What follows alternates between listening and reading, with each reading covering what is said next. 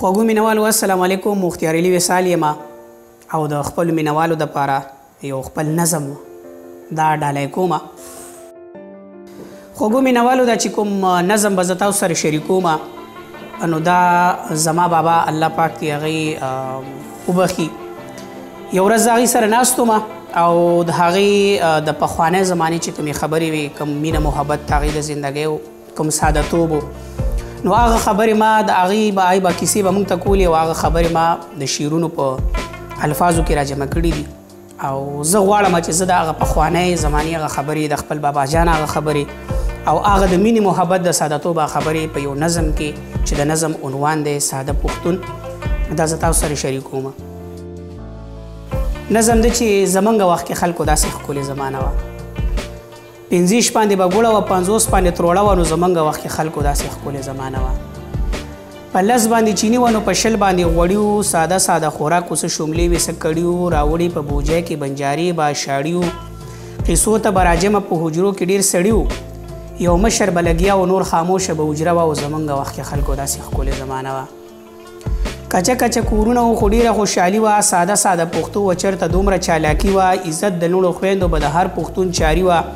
خیسته خیسته ځوانانو چېرته دومره بې شرمي وه د پنځو کورونو به یوه لویه قصه وه زمونږ وخت کې خلکو داسې ښکلې زمانه وه.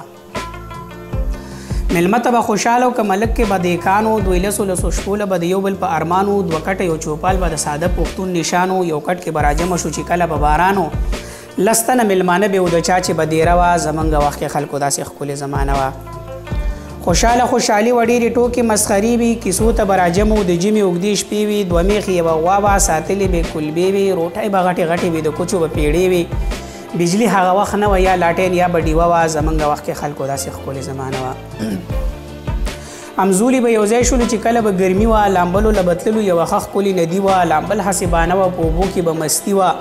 کبډي به مو کوله داسې ښه هلکوالي وه یخ سوري ته به جمع شو چې کله به غارمه وه زمونږ وخت کې خلکو داسې ښکلې زمانه وه.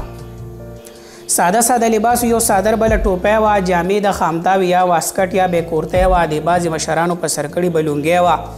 پاڼې به یې پښتو کې مشهوره پېښورۍ وه د ښکلو پیغلو به یې لویې لوپټه وه زمونږ وخت کې خلکو داسې ښکلې زمانه وه. نه داسې موبایل نه روډونه نه لاری وي پیاده سفر و د مودو راسې خواری وي وختونو له ټاکلي به په ستورو کې ګړی وي زوړندې به بلو ته د ورخاړي کټوټی وي منزله جوړه کړې به بیبي او دونکاچه وه زمونږ وخت کې خلکو داسې ښکلې زمانه وه. نن کور په کور جګړه د ورور د وروره تنګ دی او غریب د غریبۍ د لاسلا د کوره تنګ دی یو خوار په خېټه نار شه بل د دې پیغوره تنګ دی دا څنګه زمانه شو هر سړی د شوره تنګ دی نو پخوا جګړې نه وي نه حسد و نه قینه وه زمونږ وخت کې خلکو داسې ښکلې زمانه وه. د سکول نه چې به راغلم نو تللم به پټو ته بابا به په ارټ کې بوتاوه وکړه کلبو ته ماوي بابا د مشه زه به ودرېږم اوبو ته بابا به لور راواغه زر به کېناسته وښو ته جیداد به د نیکانو ډېره ښه اجاره وه زمونږ وخت کې خلکو داسې ښکلې زمانه وه. یو وخت د ژمي شپه وه او نرۍ بارانو خاموشي وه یو مزبل بابا جانو بابا بل داسې وخت و کله مونږ چې ماشومان وو نه غم و نه فریاد و نه بېلتون و نه هجرانو مختیار زویه دا زمونږ د ژوند یوه قصه وه زمونږ وخت کې خلکو داسې ښکلې زمانه وه. د ویډیو کتلو او دومره د قیمتي وخت موږ ته د رابخلو ډېره زیاته مننه انشاءالله په آینده ویډیو کې به بیا ملاقات کیږي د الله په امان.